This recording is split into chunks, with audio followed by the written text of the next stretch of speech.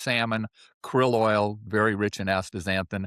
But one of the things it does for the krill, apparently, is they swim around pretty close to the ocean surface a lot of times, and they get burned by the sun. It would literally burn them up. And the astaxanthin, I've read, is what protects them.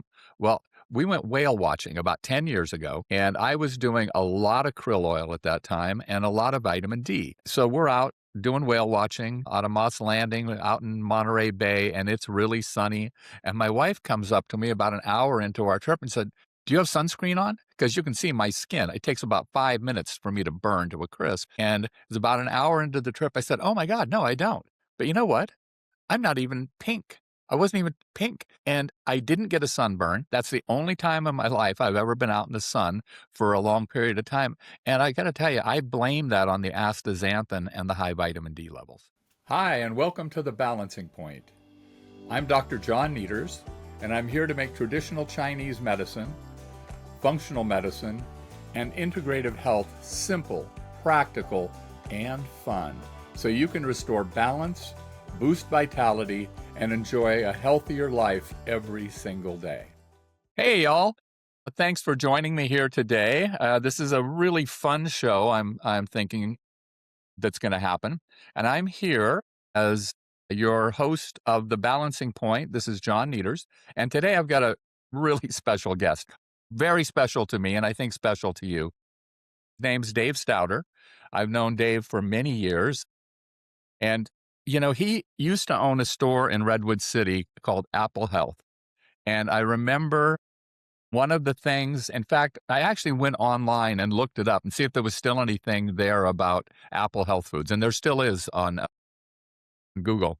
And I was reminded that his real phrase that he went by is, he called it Mother Nature's medicine chest. And he really lived by that. And Dave's customer service at that store, my patients miss him so much. That store's been closed for over a decade, and I still have patients coming in and asking about Dave. Now, what's significant in my mind about Dave, as well as being a great person, is that he has experience in the manufacturing side of supplements. He has experience on the wholesale side of supplements, and he has a lot of experience on the retail side of supplements. So he probably knows as much about supplements in general as anybody around. So I love picking Dave's brain. We used to have a lot of fun at one time. We were both on radio, and we decided to do a radio show together called The Medicine Men.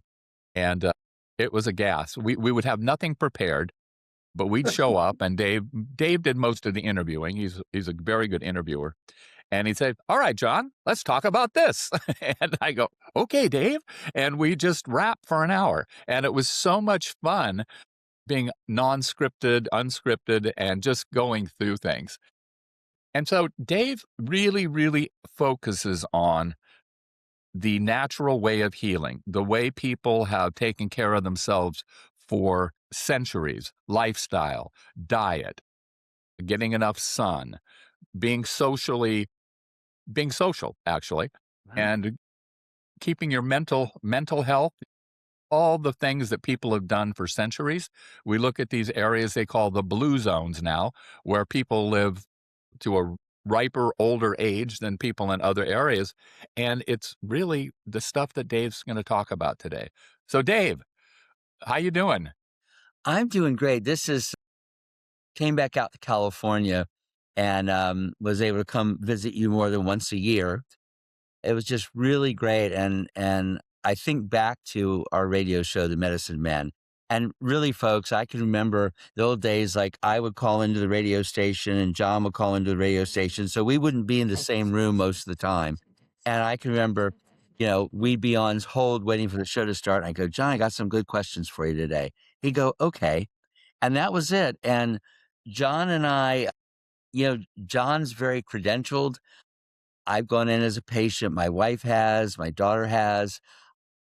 I really never met anybody like John because he's humble, but he usually knows something almost about everything, at least a little something, if not a lot. And, I don't have credentials, but as John said, I've been in the industry for about 53 years. And if you're in a health food store and all these places and you pay attention, you learn things. And I got to work with people like John and some of the luminaries in the health food business. And I would say we are confusing being medicated with being healthy. I think that's a real issue. Medications have their place, but health comes from diet, lifestyle, and nutrition.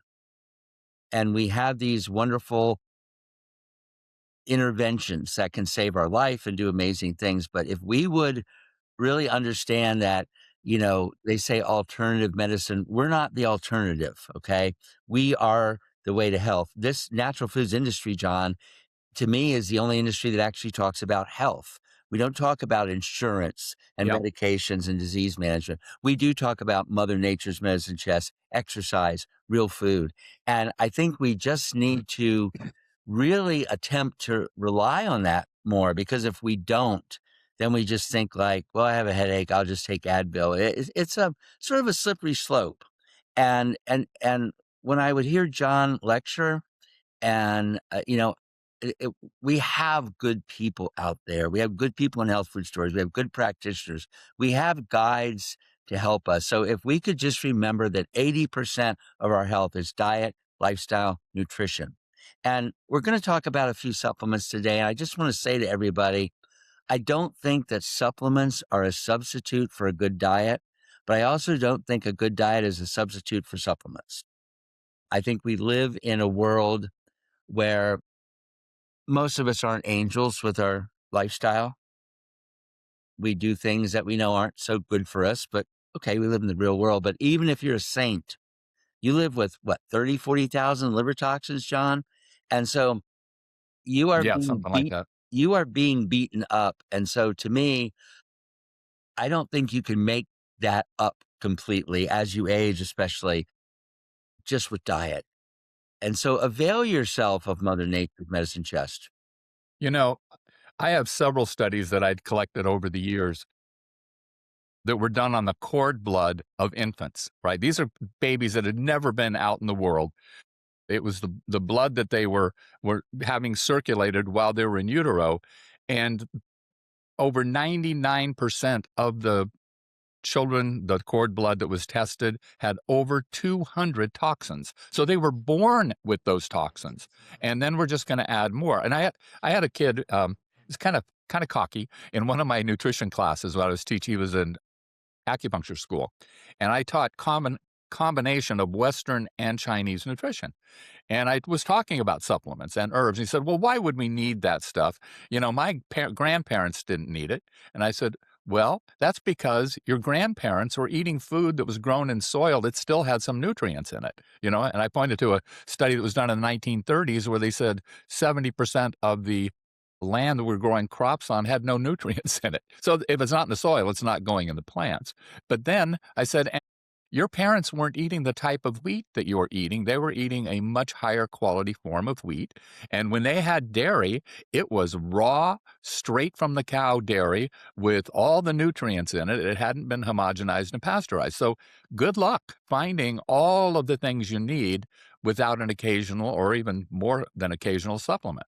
So And anyway, thanks. I'll expand on that just a little bit. You know, I can remember Johnny Carson, for those of you that, he was like the main late night talk show host at the time. But anyway, he was talking to somebody. He goes like, well, a carrot's a carrot. What's the difference between an organic carrot and regular carrot? Well, A through zinc, maybe not a lot. Okay. They are very similar. But then you get into phytonutrients. And when you use pesticides and things, you destroy most of them. And the phytonutrients just play a big role in health and detox. But we can go deeper. There's supposed to be a microbial life in the soil, almost like the microbiome of the soil.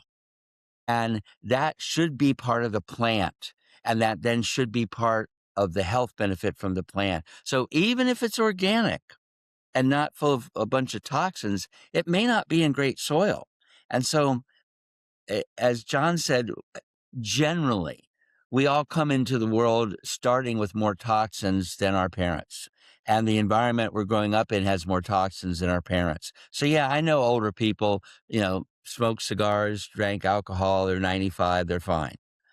but you won't find as many of those today. And now we have, 6-year-olds with anxiety and GERD and all kinds of things. So, folks, avail yourself of Mother Nature's medicine chest.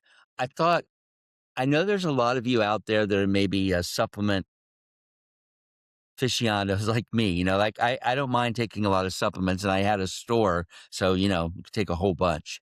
But I know there's a lot of you that would like to really try to get most of it with your diet, and I admire that.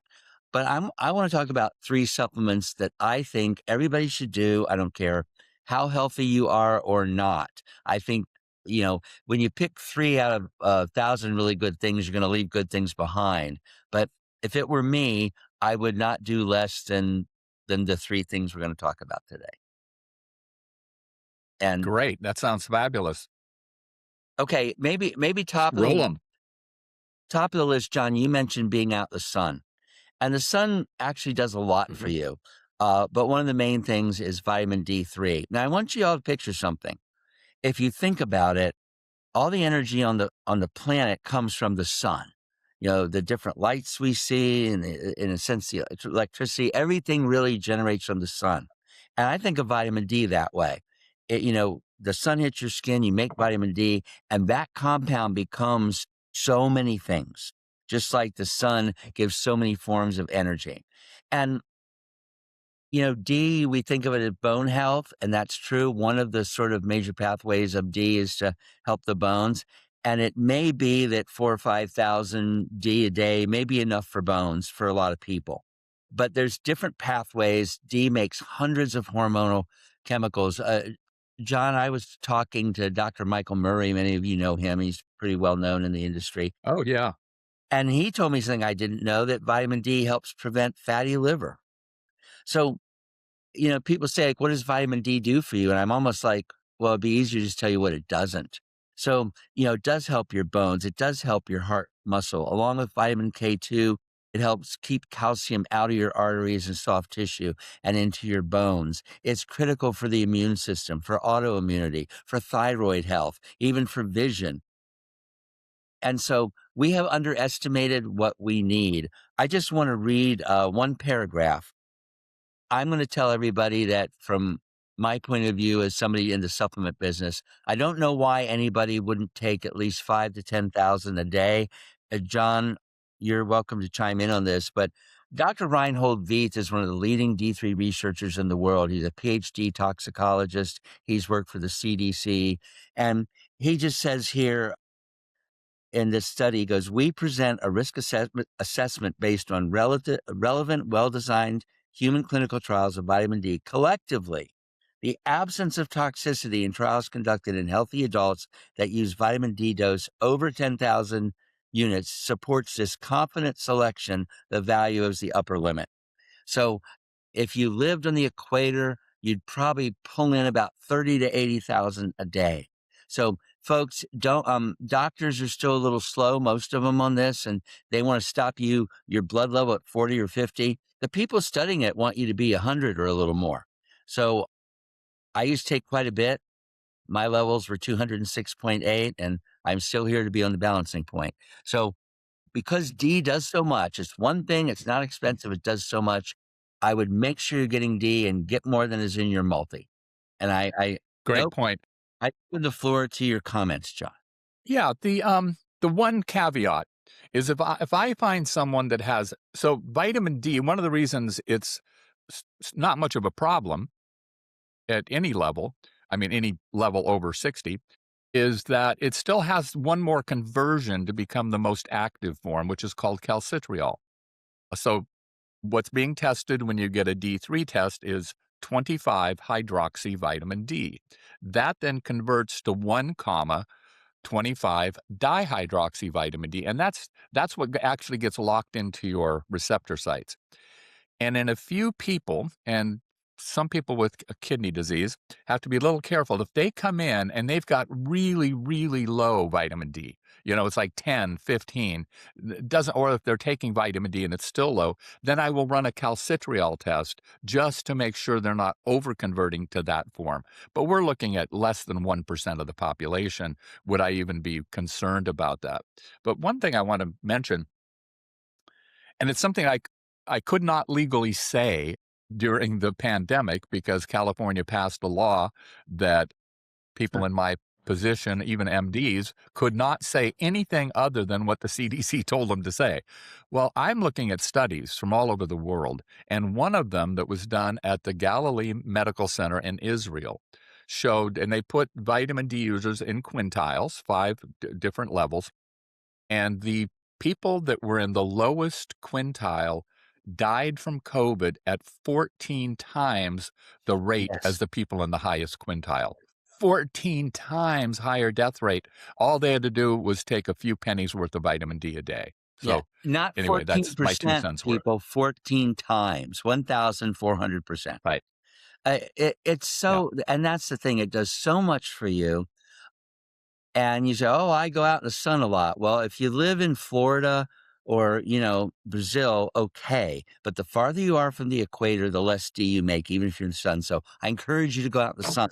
I'm not saying don't go out in the sun, but take your vitamin D. Now, the next thing, John, everybody talks a lot about inflammation, and they should be. I remember there was a big, I think Time, it was either Time or Newsweek when they were a real magazine, had a big article on inflammation and health. And the sentence that I really took from it was, inflammation is the engine that drives every chronic disease. Now, one of the main reasons we would have that chronic inflammation, and almost think of it as a pilot light that can just light fires all over your body if you're not careful, is the imbalance between omega-3 fatty acids and omega-6 fatty acids.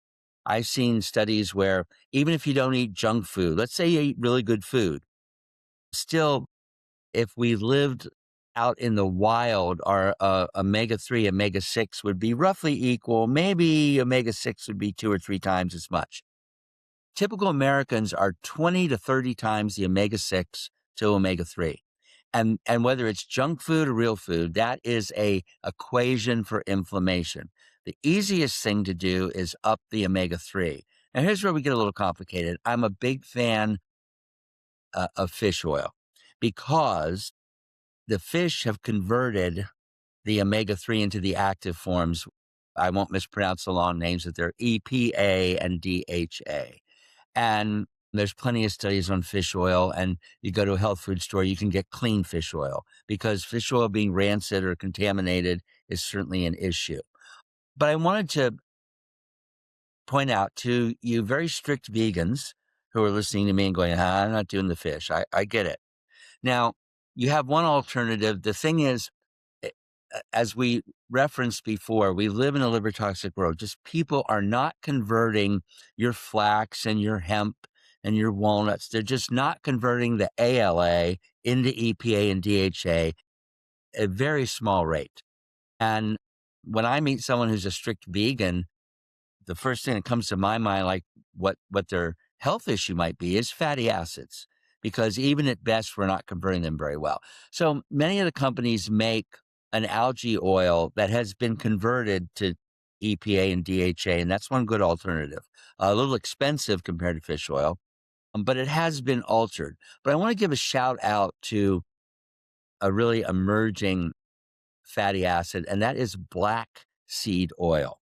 And I was thinking about this. Black seed oil is pretty amazing. John, I don't know if I told you this, but okay, I'm sure you tell your patients to eat a colorful diet, right? That's healthy. Yes. In Now, fact, Chinese medicine is based on seasonal eating by color. okay, now to everybody out there, when I said eat a colorful diet, what did you see? You saw green and red and yellow and orange, okay, maybe purple. So when I was a little kid in elementary school, I was fascinated by mixing colors when they taught us paint. You could put like yellow paint and blue paint together and it made green. Like that just fascinated me. I remember them telling me that the absence of color was white and that all the colors mixed together were black. Now, when I said eat a colorful diet, nobody saw black. Probably not. I don't think you did. I don't. But black is all the colors. And I would tell you that black seed oil, I think, really should be more significant than turmeric. as the herb that has such a broad. And in the fatty acid profile, black seed oil, it also has some things that help the liver convert. So generally, I would recommend everybody do a good omega-3, a good fish oil if you're not a vegan. But if you are a vegan, I would add black seed oil. Did you tell me, John, that was in, I think it's in the Quran, that they say black seed oil cures everything but death? Well, it was Avicenna, the great Persian physician. I mean, Okay. this guy was brilliant. About 1,000 years ago, he's reputed to be the first doctor to do an appendectomy, but he was brilliant. He was revered, and he said, "The one thing I cannot be without is black seed oil or black seed." And he said, "I can cure anything but death if I have black seed." He said, "If they're already dead, I can't do anything, but Yeah. everything else we can heal with black seed." Well, most of us, when we're dead, we don't go into health food stores. Now, Gotcha. I do want to give a shout out, and you and I have talked about this, to one of the companies when it comes to black seed oil. There are a lot of good products on the shelf. Now, the main active ingredient is called thymoquinone, kind of like we think of curcumin with turmeric. And usually, if we're buying a turmeric supplement, typically we want to see how much curcumin is in it. A lot of black seed oils don't even state the thymoquinone. That doesn't mean they're bad, but I don't know how to compare them, right? Like this one, and so there's one by a company called Health Aid America, and it's around here in California certainly, but you can find it on the internet too. But they make a black seed oil from India, and the soil in India really is superior, measurably, I think, than Turkey or Egypt, where a lot of it comes from. And they it's organic. They hand pick it, they hand press it, and I've tasted black seed oil. I wouldn't say it's tasty, but this has actually a good taste, like a sweet, rich olive oil with a little bite, and it has a minimum of 150 thymoquinone in 1 teaspoon, and the ones that do state are usually 40 to 50. So this to me is the superior Yeah. black seed oil. And by the way, John, there's a lot of things, we could probably do a whole show on black seed oil, but I noticed that there were studies on glaucoma on black seed oil, and that's something you really need to go to a practitioner about, because I don't see much on the health food store shelves for that. And the other thing, I was at a trade show and was speaking with a woman who turned out to be a thyroid practitioner. And we were standing at the Health Aid booth, and she put her finger on top of the black seed oil, goes, "Number one thing for thyroid." I'm like, "Really?" And she goes, "Especially Hashimoto's."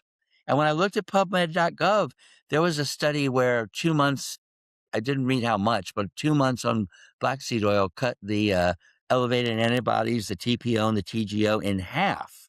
So this is a really good whole food oil. It's not spiked, by the way. Just you think of it like avocado oil, coconut oil. And so I'm a big fish oil advocate, omega-3. I think we need preformed EPA, DHA, and I would be curious about your thoughts. But adding black seed oil to that, I think, is a really great idea.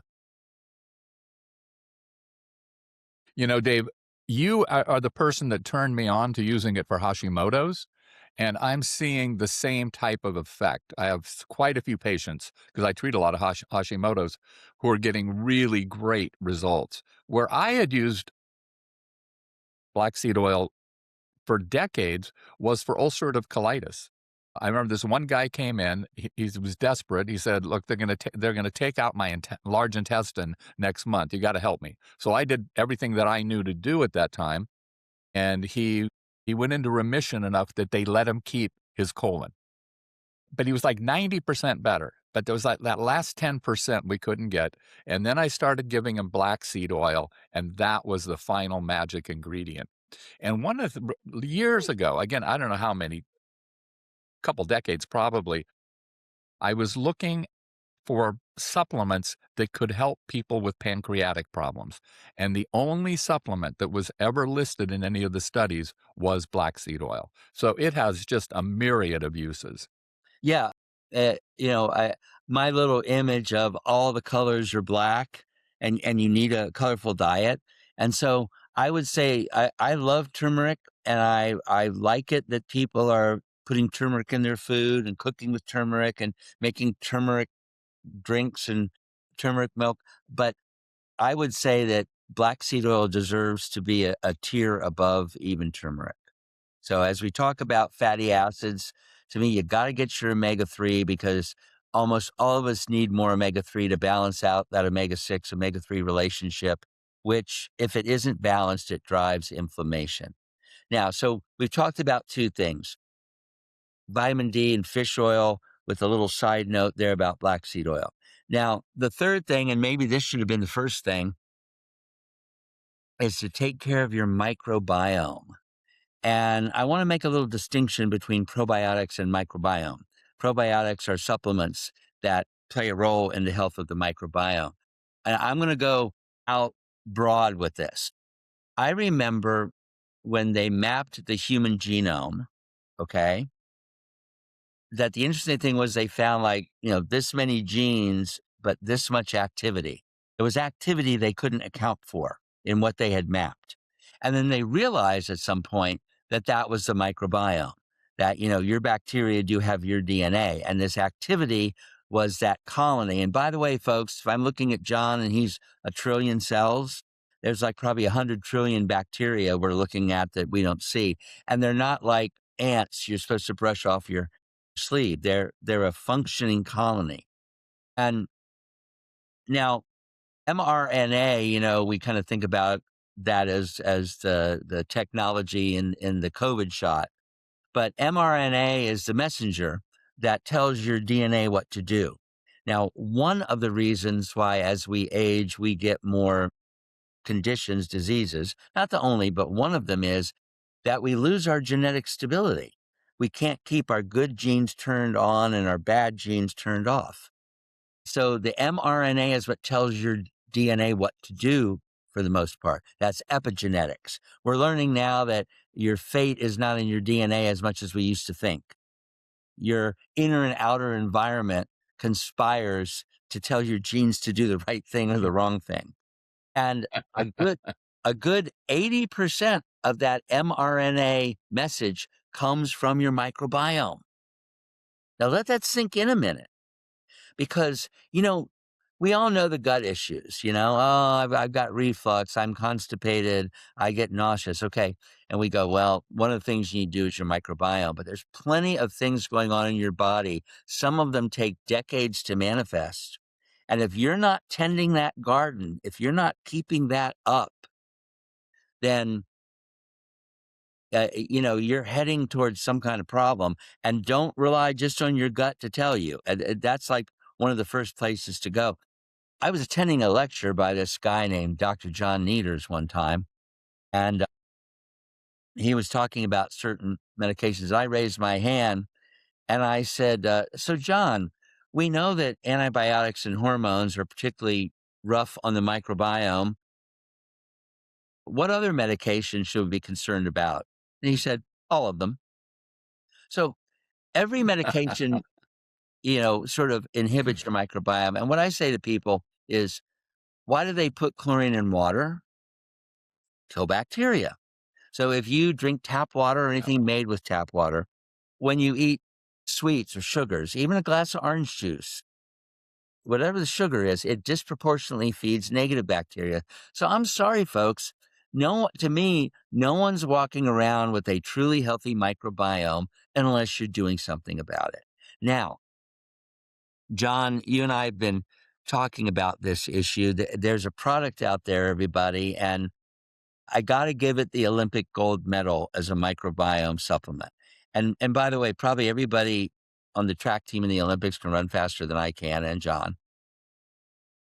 But there is a gold medal and a silver and a bronze. And I'll tell you why I think this is the gold medal. You go into a health food store and you got a lot of products, right? And if you were asking somebody who knew about all the products, why is this one good? Why is this one good? They'll all tell you, well, this is what we did to make sure the bacteria could actually get through digestion, because that's tough. When you put bacteria in your mouth, to really get it through the digestive system, they have to have certain strains and they might enteric coat it, and that's good. And then when it gets down there, it has to actually be able to implant and get work with all the friends in there. And so they'll pick strains that they feel implant best. Okay, that's good. And then it needs food. And we may not be feeding it well ourselves. So they put, prebiotics typically into supplements. But here's the thing we don't realize. So, John, if I asked you, what do probiotic bacteria do for you? You'd give me a bunch of things. It helps with constipation, helps absorb certain nutrients, helps with mood, helps with immunity. And to sort of make a point, I'm going to say, no, John, the probiotic bacteria don't do any of that. And then as everyone's saying, well, what do they do? If they get down there and if they implant and if they're fed, they make a whole set of compounds called postbiotic metabolites. Now, when you eat a fermented food, like, sauerkraut, whatever, there's bacteria in it, but there's also postbiotic metabolites. Now, some researchers say that, fermented foods are better for you than probiotic supplements. I'm not so sure about that. But to me, the kernel of truth in that statement is that complexity of a fermented food that has postbiotic metabolites versus a really strong collection of bacteria. Okay. Now, because of that, there's a product out there called Dr. Ohhira's probiotic, and that's Ohhira, like a Japanese name, not O'Hara. And happy St. Patrick's Day to everybody. Because we're recording it on St. Patrick's Day, so I'll mention that as a guy that loves finding clovers, 4-leaf clovers. But anyway, so what Dr. Ohhira, this Japanese professor, found out a long time ago, and there's a story about him. I think he was in Indonesia.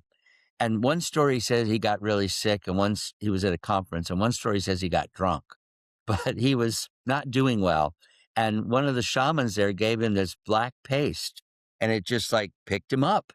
And he actually was trying to figure out what it was. He actually went and got a degree in microbiology so he could figure it out. But anyway, what Dr. Ohhira's does is take a wide variety of interesting foods and some key bacteria, and they ferment it for 3 years. Now, when you eat food, roughly it gets through your system in 72 hours, an average. And so you've got 72 hours for that food to ferment and become some postbiotic metabolites. Here you have 3 years. This stuff has over 500 postbiotic metabolites in it naturally because of the fermentation. And so if your microbiome, if your rainforest down here is like a desert, you can put all the good animals in your mouth and they can get down there. Nothing much is going to happen. You've probably taken a probiotic supplement and gotten really great results and taken another one and didn't. You've probably taken it and the results faded. That's because they only really work well if they end up going through all these little barriers to make postbiotic metabolites. This is what builds your microbiome. This is what, by the way, keeps your GLP-1 system intact. John, I was looking at some stats. We eat a little less carbs than we used to, probably still too many. Okay. And we're a little more sedentary than we used to be like in the last 25 years. So, most people would say that if you have an issue with weight, it's not the only thing, but too many sweets and carbs and not enough exercise is kind of a root cause for a lot of people. But that hasn't changed very much. But obesity and diabetes are going through the roof. So there's metabolic disruption there, and it's probably different ones. But the fact that the GLP-1 drugs work, at least in terms of losing weight, shows that that's one of the key issues of the metabolic disruption. Now, I'm not a big fan of these medications. I just think they have issues with them. I can understand if somebody's really, overweight and just given up, but I wouldn't stay on them too long if I were you. It's just my opinion. But your own GLP-1 system is basically your microbiome consuming beta glucans and certain fibers to make short chain fatty acids, to make L cells, to make GLP-1, 2, and 3. And so when you look at this product, Dr. Ohhira's, that's just rich in postbiotic metabolites. So I take a lot of different probiotics. I'm sure you use different ones in your clinic. But when I look at this 3-year fermented food that they just put the whole thing in a little capsule, they don't isolate it, they don't monkey with it. It's really amazing because every biological system in your body has to operate through the microbiome. Okay. And my little image is imagine like walking somewhere and you're walking through the beautiful woods with the sunlight and the butterflies and the hummingbirds and the trees. How nice you would feel when you get to wherever you're going. What if you had to slog through a swamp and worry about the leeches and the snakes and the quicksand? Well, if your microbiome isn't so good, then your body's operating through a swamp. Or if your microbiome's healthy, you're walking through the beautiful woods. So again, I think that whoever you are, whatever you're doing, whether you like to take as many supplements as you can afford just to hedge your bets, or you'd rather not take any, I really think plenty of vitamin D3, an omega-3 supplement, you want to consider black seed oil, and a good probiotic. There's lots of good probiotics, but I have to give the gold medal to Dr. O'Hara's probiotic. Dave, yeah, I haven't, I don't remember exactly at this moment, but I think we carry about 8 different types of probiotics, and we use them for very specific things. But Dr. O'Hara's is my baseline. If someone has, anyway, certain gut conditions, I might use one of these other formulas, Yeah, yeah. but O'Hara's is absolutely the gold standard. It is just astonishing. And then there's the professional grade, which has been fermented for 5 years, right? Well, yeah, in fact, And so down in the lower bowel is where your anaerobic bacteria, like no oxygen, low oxygen bacteria. And so your typical green box of Dr. O'Hara is 3-year fermented. The professional is an extra 2 years of anaerobic fermentation. So this increases the postbiotic metabolites and also increases the bifidobacteria. So especially if you have those lower bowel symptoms, I'd start with a professional. Dave, while we're talking about Dr. O'Hara, you actually introduced me to what is now my favorite supplement. Thank you. All the black seeds right up there. And that's the product that Dr. O'Hara has that also has the green propolis. Now, we've been fans of propolis around here for a while. I mean, it's a magic substance, it's what allows bees to keep their hives running. But I had not seen a product with a probiotic that also had the green propolis in it. Can you talk about that for a minute? Well, yeah, there used to be a vitamin company. I don't think they exist anymore. They might, but they sort of educated me on propolis a little bit. I knew about propolis, not particularly expensive, and I was told it's why the bees could crawl all over each other in the hive and not get sick. It had antibacterial and antimicrobial, and I'd see it in throat sprays and immune products and toothpaste and things like that.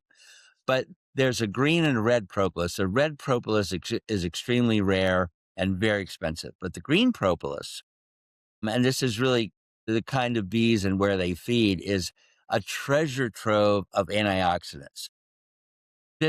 I think this is accurate enough to say, but they told me that bee pollen has at least traces of every known nutrient, like, A through zinc and amino acids. But green propolis has at least traces of every known phytonutrient. So it is rich in all kinds of antioxidants. Now, you combine that with Dr. O'Hara's probiotic, which is really postbiotic metabolites, which is another just array of superfood compounds. And then they add astaxanthin, which is one of the more interesting antioxidants. It's what makes the salmon pink. And I know there's been studies on muscle strength and even, deep immune problems.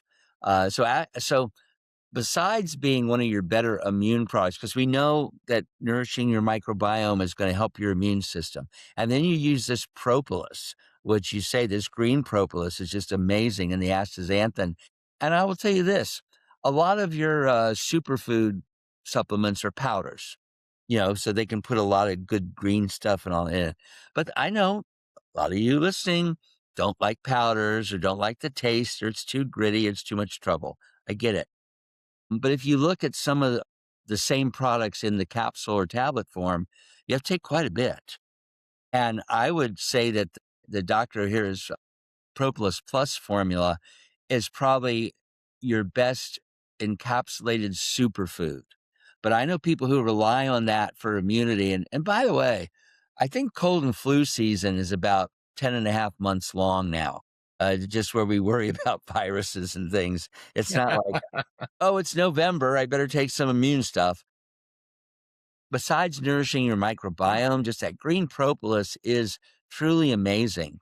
And I think the culture of Japan has a reputation for being really precise and just focused and really great job. And I'm just finding that these products made in Japan are just really superlative. They're just done well. And whether you use the green box, the regular probiotic, the professional, or the propolis, excellent products. I have a little personal story here. So astaxanthin, an amazing compound, right? It's like you're talking about salmon, krill oil, very rich in astaxanthin. But one of the things it does for the krill, apparently, is they swim around pretty close to the ocean surface a lot of times, and they'd get burned by the sun. It would literally burn them up. And the astaxanthin, I've read, is what protects them. Well, we went whale watching about 10 years ago, and I was doing a lot of krill oil at that time and a lot of vitamin D. So we're out doing whale watching out of Moss Landing, out in Monterey Bay, and it's really sunny. And my wife comes up to me about an hour into our trip and said, "Do you have sunscreen on? Because you can see my skin. It takes about 5 minutes for me to burn to a crisp." And it was about an hour into the trip. I said, "Oh my God, no, I don't." But you know what? I'm not even pink. I wasn't even pink. And I didn't get a sunburn. That's the only time in my life I've ever been out in the sun for a long period of time. And I got to tell you, I blame that on the astaxanthin and the high vitamin D levels. No, So I love astaxanthin. I think you're absolutely right. Oh, by the way, since we just a little aside, you made me think of. I heard a very interesting thing. Someone was talking about. There's that controversy: don't go out in the sun because you can get skin cancer, but go out in the sun because vitamin D helps prevent cancer. I was told that when you go fry your skin in the sun and it becomes bad, it's the omega-6 fatty acids in the skin that are burning. So if you have a high omega-3 Yeah. content, you are less likely, even if you get sunburn, for it to turn malignant on you. So besides the D, and you're right, the things like the astaxanthin protect the skin, protect the eyes.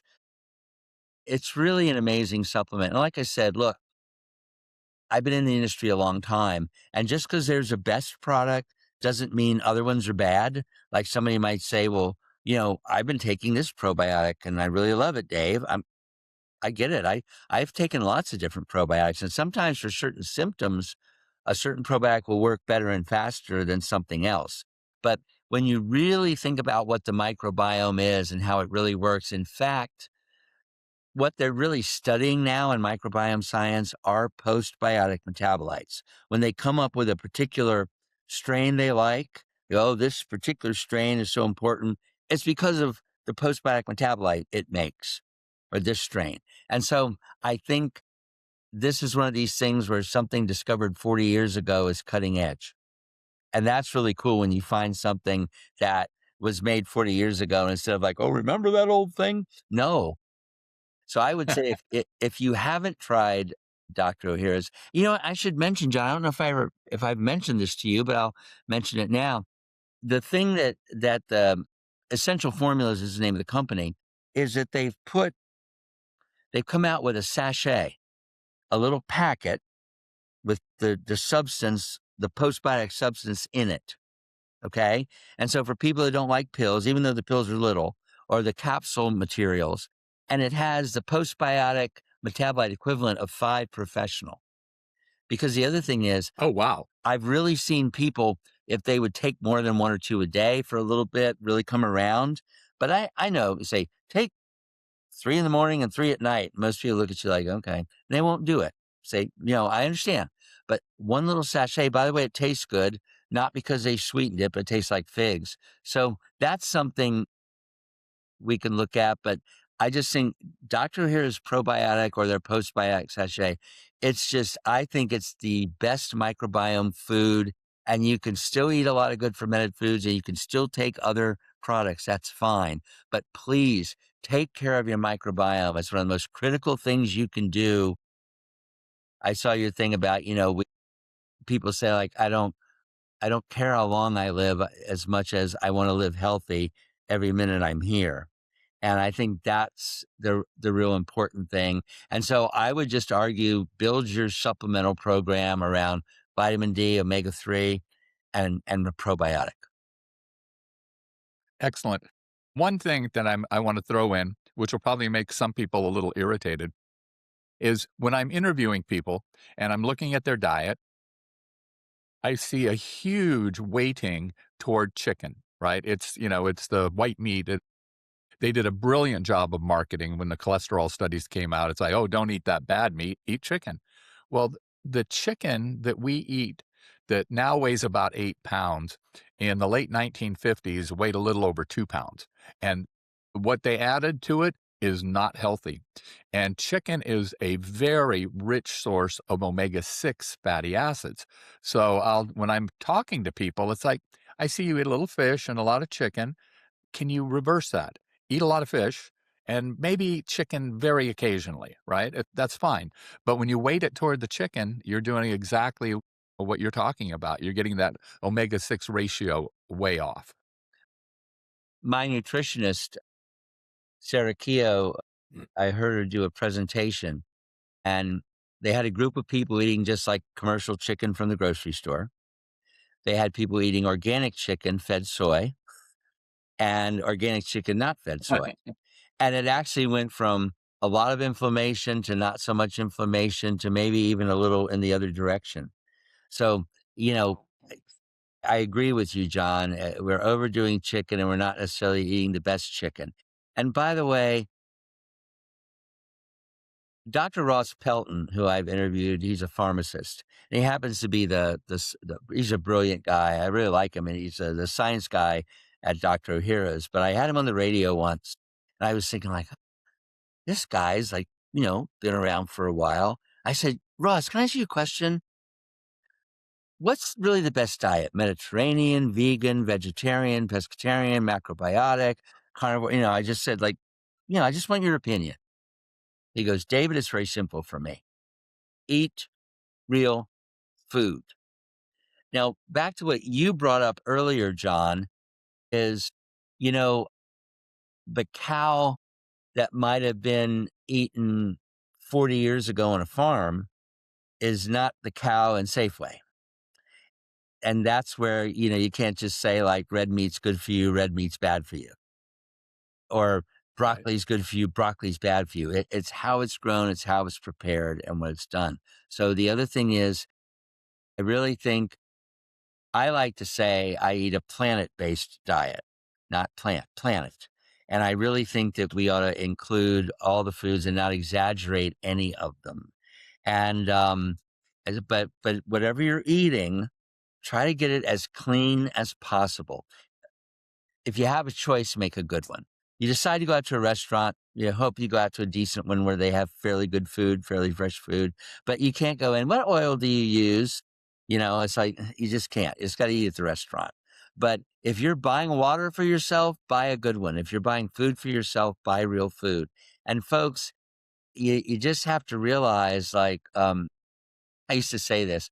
So, John, have you ever met anyone right around in your age group and they were just doing really, really well, and, you're sort of jealous of them? Like, "Wow, I can't believe they're my Oh, age." I've got some that are 20 years older than I am that are coming in, and you wouldn't believe it. They run circles around a lot of 40-year-olds. Yeah, now and that's because they're on better medications than you? No. Not at all. The one patient I'm thinking of is on no medications. Well, exactly. And so my point is, when you see people that you go like, "Wow, he's 70 as well as I am, and look, boy, he's really fit. He's this, he's that." It's because maybe he's exercising more than I am, eating better than I am, and maybe not taking medication. So we're getting healthy because of diet, lifestyle, nutrition.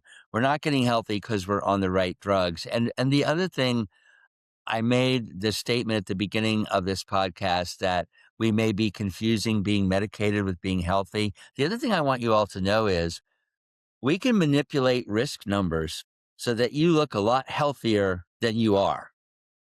Okay.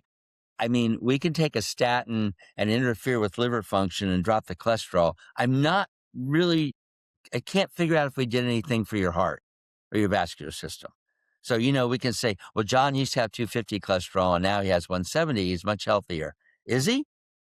No. If he's cardiovascular healthy, it's because he exercises, he gets circulation, he eats right. He doesn't smoke.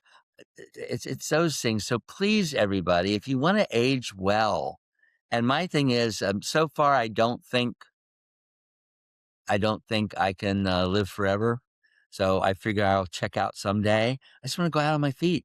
I want to be there. I want to be happy and healthy. So folks, you got to use Mother Nature. You got to really if you don't always be trying to up your food content. Think of the little things you can do to be healthier. Park far away and walk. There's little things you can do. If you're disciplined enough to go to the gym and get serious, God bless you. And then avail yourself of Mother Nature's medicine chest. And yes, let me say this, John. I love the internet. One time I needed a video camera. I ordered it in the evening from Amazon, got it in the morning. I was like, it's amazing. I don't buy things on the internet I'm going to eat unless I really know where they came from. If I order from you on the internet, I'm fine. Okay.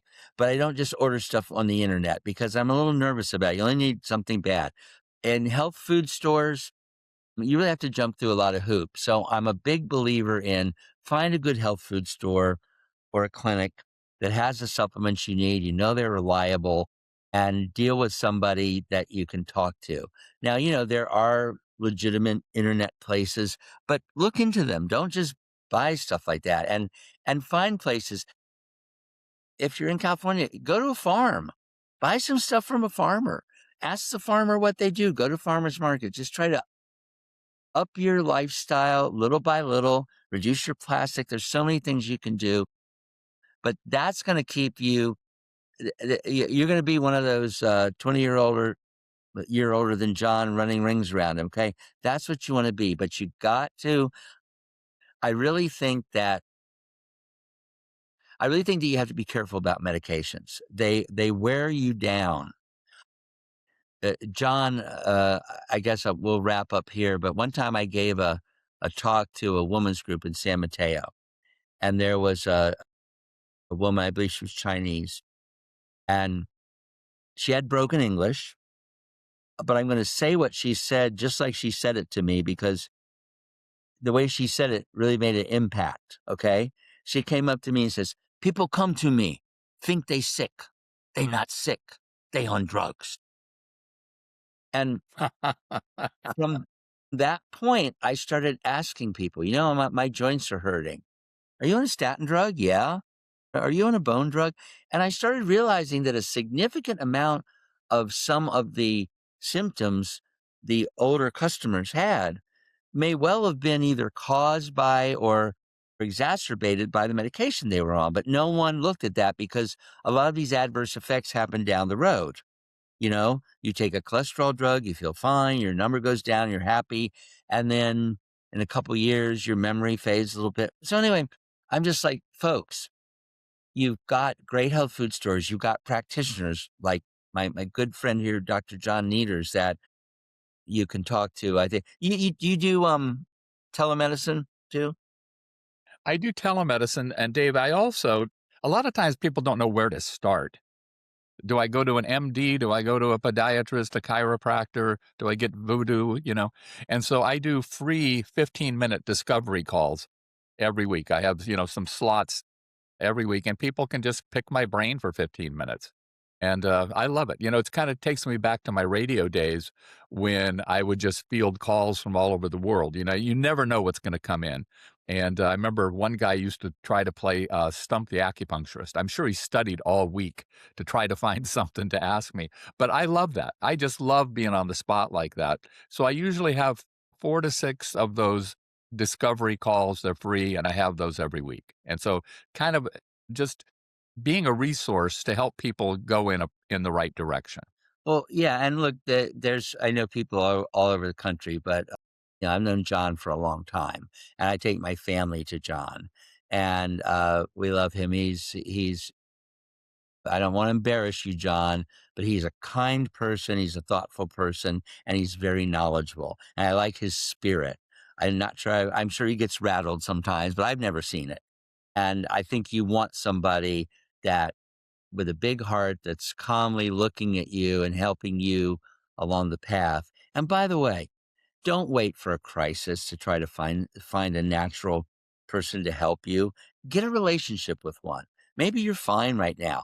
Maybe you want to get to know John or somebody and just let them evaluate you and give you some tips. And then if something does come up, you've already got somebody you know and trust. And so like my friend said this person. So folks, please, my message is, you know, again, clean up your lifestyle a little bit. You don't have to be a saint, but clean it up, eat better food, and avail yourself of some of the wonderful uh, things of Mother Nature's medicine chest. And this is what's going to, I'm not in perfect health, but I'm 71. I don't wear glasses. I don't have joint pain. I'm not on any medications. Um, don't have great teeth, but I'm not perfect. But I think I had bad habits when I was a kid. I smoked for like 35 years. Okay. So, I stopped drinking alcohol a couple years ago just because I I was very functional, just drinking home. But, I said, okay, at my age, can't get away with that. So wake up everybody and enjoy yourself. And I think medication should be mostly for crises. And, if you're on medication, don't throw them away, but, turn your direction in diet, lifestyle, nutrition, and that will serve you well. Well, Dave, A, you did succeed in embarrassing me, so thank you. Those were very kind words. Anytime, John. And B, I really wanna thank you. The more we can simplify, right, and kind of boil things down to their essence, there's too much noise out there. It's everything. We're surrounded by noise in one form or another. And I think the more we can simplify, the healthier we're going to be. And so I want to thank you for doing this and bringing this cohesive group of supplements to introduce to people. So thank you. All right, John, it was a pleasure, and hopefully we'll do this again sometime. Thank you for joining me on The Balancing Point. If you enjoyed today's episode, please follow the show, share it with a friend, and leave a review. Feeling out of balance? Most approaches just manage symptoms. Here, we get to the root. So real healing, real clarity, and balance can begin. Visit alamedaacupuncture.com. That's alamedaacupuncture.com to learn more, explore our supplements, or book a call. We'd love to hear from you.